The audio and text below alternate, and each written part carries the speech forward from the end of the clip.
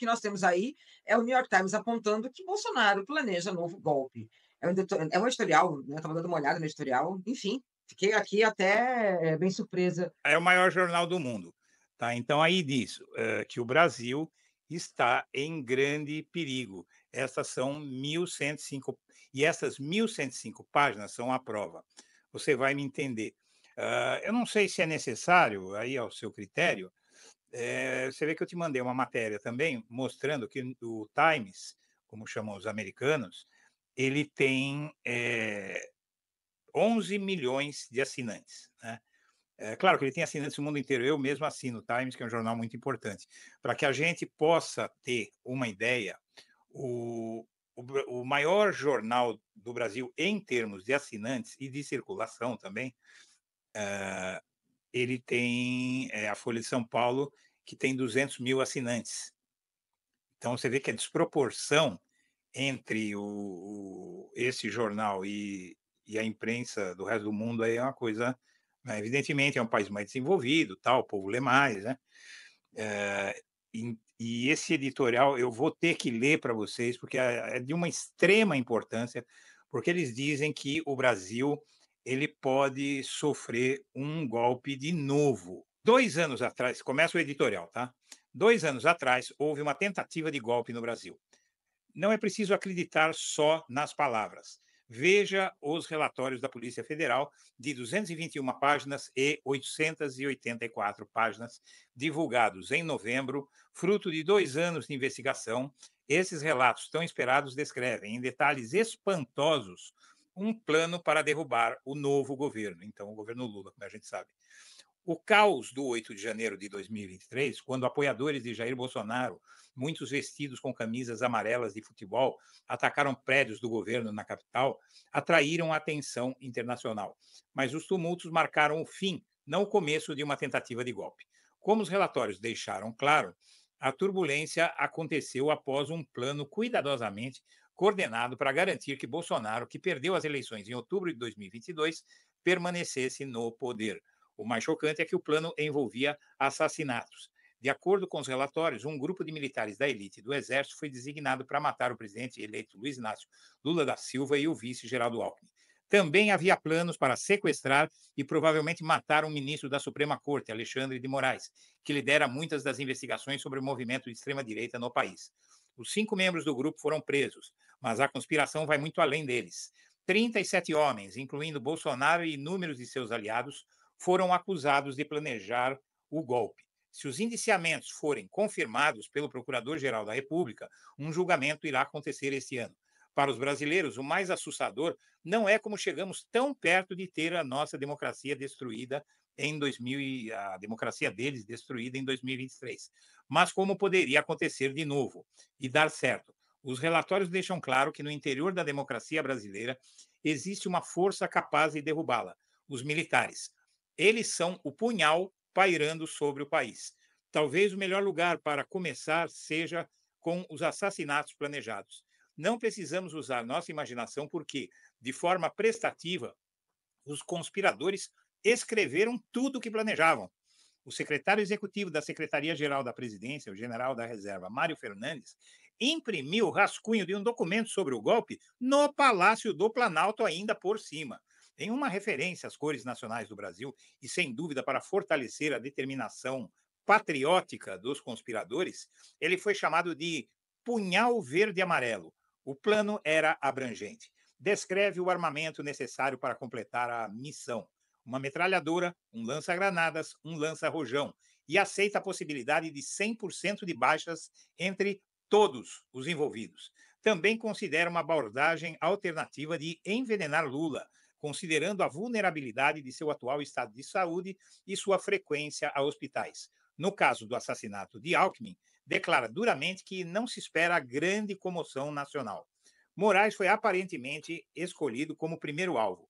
No dia 15 de dezembro de 2022, os assassinos que negociaram com o ajudante de ordens de Bolsonaro o preço de R$ 100.000 para a operação deslocaram-se para pontos próximos à casa do ministro.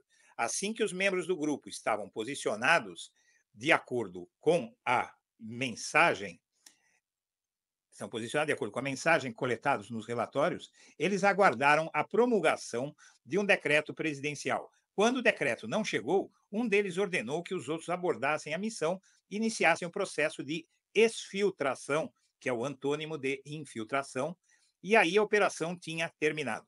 O decreto, que os relatórios dizem ter sido editado por Bolsonaro, era essencial para o golpe. Ele teria suspendido os poderes do Tribunal Superior Eleitoral e anunciado a detenção de Moraes, permitindo que Bolsonaro continuasse no poder.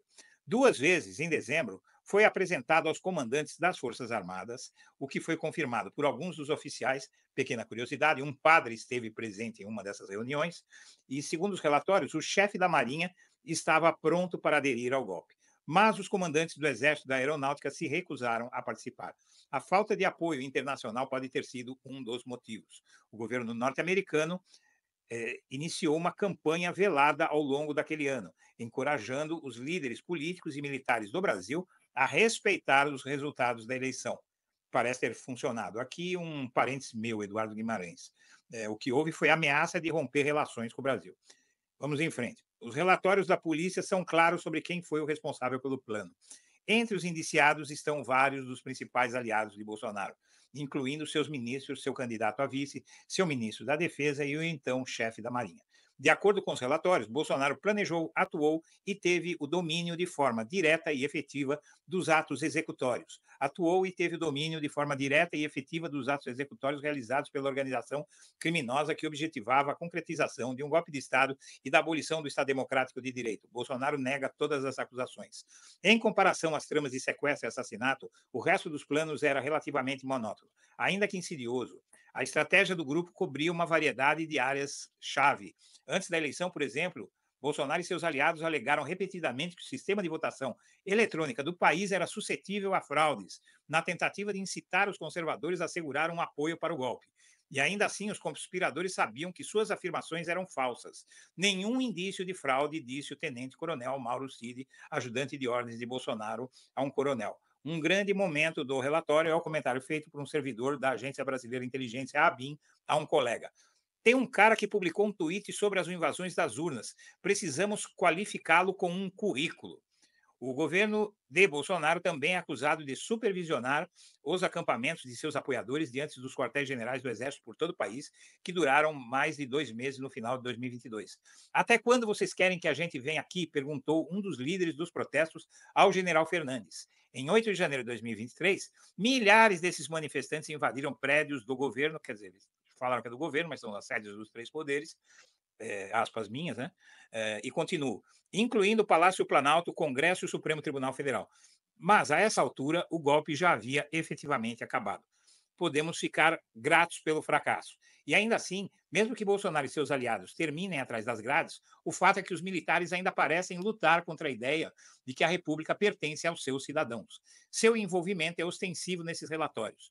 4 dos 5 membros do grupo de assassinato que foram presos são militares do Exército. Walter Braga Neto, general de 4 estrelas e candidato a vice de Bolsonaro, também foi preso. Dos 37 homens acusados de planejar o golpe, 25 são membros das Forças Armadas. Quase todos possuem ou possuíram altas patentes. Eles deixaram de mencionar os outros 3 que foram indiciados depois.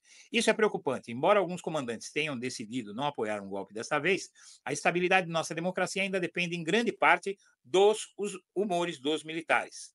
De certa forma, esse sempre foi o caso. Desde a proclamação da República, em 1889, os militares fizeram 9 tentativas de tomar o poder, 5 das quais foram bem-sucedidas. Após o término de uma ditadura que durou 20 anos, em 1985, ditadura que teve extensos abusos de direitos humanos, censura aos veículos de comunicação e perseguição aos oponentes políticos, as Forças Armadas permanecem fortemente envolvidas na política.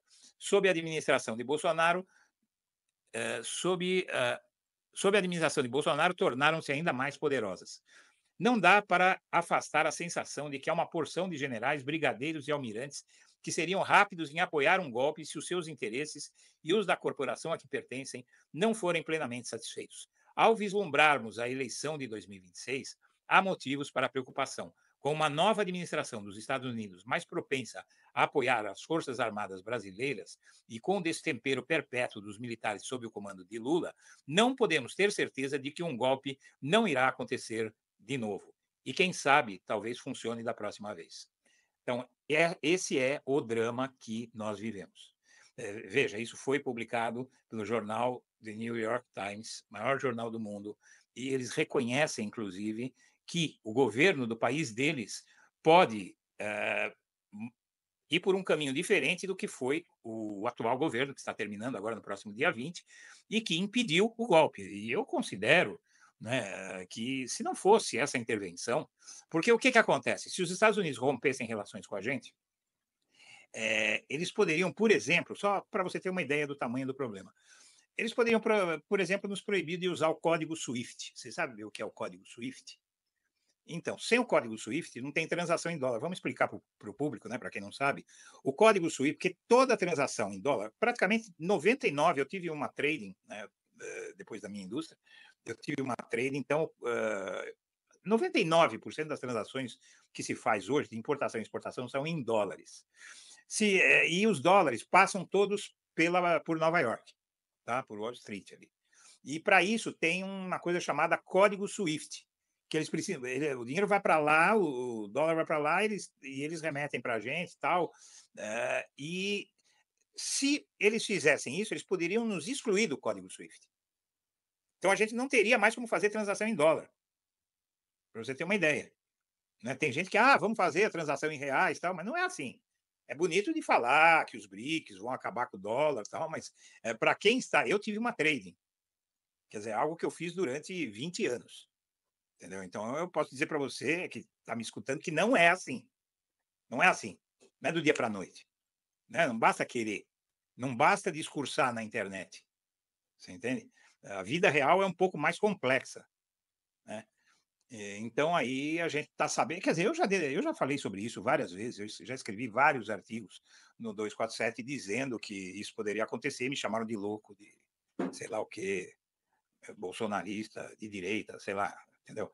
Mas os fatos são esses. E o risco está aí.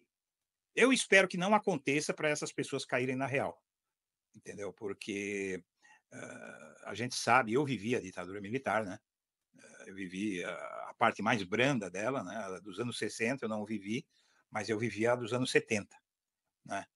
E, quer dizer, eu vivi como criança dos anos 60, né? 64 eu tinha 5, 6 anos, né? 5 para 6 anos. Mas nos anos 70 eu vivi. E eu posso dizer para vocês que não é nada agradável e eu acho que hoje em dia, na minha visão, seria mais brutal.